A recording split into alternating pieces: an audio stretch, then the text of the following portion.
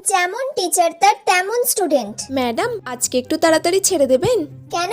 আমার বাড়িতে আজকে আমার পিসিরা এসছে আর ভাই বোনেরাও এসছে, ওদের সাথে একটু খেলা করব। তুই আমাকে আজকে একটু আগে বলতে পারলি না? আমি বাড়িতে কতগুলো কাজ ফেলে এলাম, আমার কতগুলো রিলস বাকি ছিল, সেগুলো সব ছেড়ে দিয়ে আমি এখানে পড়াতে চলে এলাম তোকে তাড়াতাড়ি করে। তুই তো আমাকে আগে বলতে পারতিস, তাহলে তো আজকে আমি পড়াতেই আসতাম না। আজকে 1 ঘন্টা পড়িয়ে ছেড়ে দেবেন? না না, 1 ঘন্টা করতে হবে না, তুই ওটা 30 মিনিট করে ফেল। না, 1 ঘন্টা কর না, 30 মিনিটই কর না। আচ্ছা ঠিক আছে তাই। আচ্ছা ম্যাডাম, তাহলে আজকে আমি একটা গল্প বলি।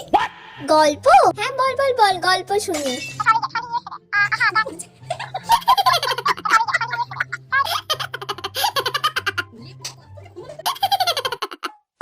ব্যাস, আজকে টাইম হয়ে গেছে, তাহলে আজকে আমি আসছি, কালকে আসবো, কালকে এসে আবার ভালো করে পড়াবো। কাল থেকে কিন্তু আর এরকম গল্প করলে একদম চলবে না, এবার থেকে ভালো করে পড়াশোনা করতে হবে। হ্যাঁ ম্যাম, এবার থেকে আমি সিরিয়াস ভাবে পড়বো। যদি তুই পড়তে না চাস তখন আমরা গল্পই করবো 2 ঘন্টা, ঠিক আছে? ঠিক আছে।